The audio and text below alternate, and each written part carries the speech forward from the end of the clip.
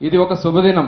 ఎందుకనంటే ఇవాళ రాష్ట్రంలో అనేక కష్టాలు ఇబ్బందులున్న మత్స్యకారులకి ఖచ్చితంగా ఏదైతే మనం చెప్పామో ఆ కార్యక్రమం చేయాలని చెప్పి ఈ రోజున దాదాపు 260 కోట్ల రూపాయలు మన కోసం ఖర్చు పెట్టి విడుదల చేయడానికి ఇక్కడ వచ్చిన సందర్భంగా ముఖ్యమంత్రి గారికి మత్స్యకార కుటుంబాలందరి తరఫున కూడా హృదయపూర్వక ధన్యవాదాలు తెలియజేస్తా ఉన్నా. ఎందుకనంటే మొట్టమొదటి నుంచి కూడా మత్స్యకార కుటుంబాలన్నీ కూడా తెలుగుదేశం పార్టీతోనే ఉన్నాయి. ఆ రోజున స్వర్గీయ అన్న నందమూరి తారక రామారావు గారు ఏ గ్రామానికి వెళ్ళినా మన వాళ్ళు ముందున్నారు.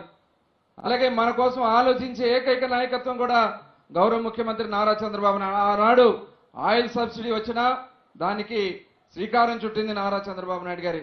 మన కోసం రెసిడెన్షియల్ స్కూల్స్ వచ్చినా ఆ కార్యక్రమానికి శ్రీకారం చుట్టింది నారా చంద్రబాబు నాయుడు గారి. ఇవాళ మనం తీసుకున్నటువంటి ఏదైతే ఈ బ్యాన్ పీరియడ్ డబ్బులు మొట్టమొదటి కేవలం మనకు బియ్యం మాత్రమే ఇచ్చేవాళ్ళు, అవి కూడా సమయానికి వచ్చే కాదు. చంద్రబాబు నాయుడు గారు ఆలోచించి 4,000 రూపాయలతో స్టార్ట్ చేసుకున్నాం.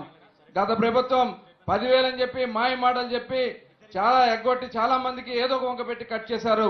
కానీ ఇవాళ 1,30,000 మందికి ఇవాళ ఈ తీర ప్రాంతంలో ఉన్నటువంటి మత్స్యకార సోదరులకి ఇవాళ మనం ఈ కార్యక్రమాన్ని అందించడం కూడా జరుగుతోంది.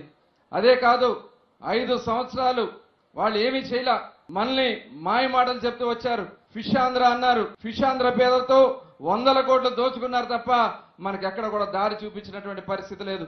ఇవాళ మన గౌరవ ముఖ్యమంత్రి గారు ఇవాళ మన కోసం మీ అందరూ గుర్తుండే ఉంటుంది, ఆ రోజున సముద్రంలోకి వేటకి వెళితే మన వాళ్ళు కొద్దిగా 50 సంవత్సరాలు దాటితే లోపల చేయడానికి ఇబ్బంది పడుతున్నారంటే 50 సంవత్సరాలకే పెన్షన్ ఇచ్చినటువంటి మహానాయకుడు నారా చంద్రబాబు నాయుడు గారని ఈ సందర్భంగా మీకు తెలియజేస్తూ, ఇలా హౌసింగ్ లో కూడా గతంలో మనం తీర ప్రాంతంలో ఫౌండేషన్ ఎక్కువ అవుతుంటే ఆ రోజున అదనంగా కూడా మనకి ఇప్పించడం కూడా జరిగింది.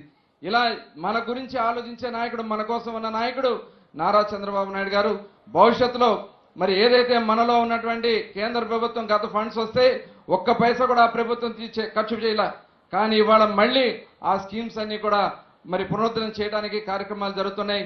మన కోసం ఆలోచించే మన నాయకుడు మన ముందుకు వచ్చినందుకు వారికి అవకాశం ఇవ్వాలి. కాబట్టి ఈ అవకాశం కల్పించిన గౌరవ ముఖ్యమంత్రి గారికి, వేదికను అలంకరించిన పెద్దలందరూ కూడా హృదయపూర్వక నమస్కారాలు తెలియజేసుకుంటూ సెలవు తీసుకుంటా ఉన్నాను. జై హింద్.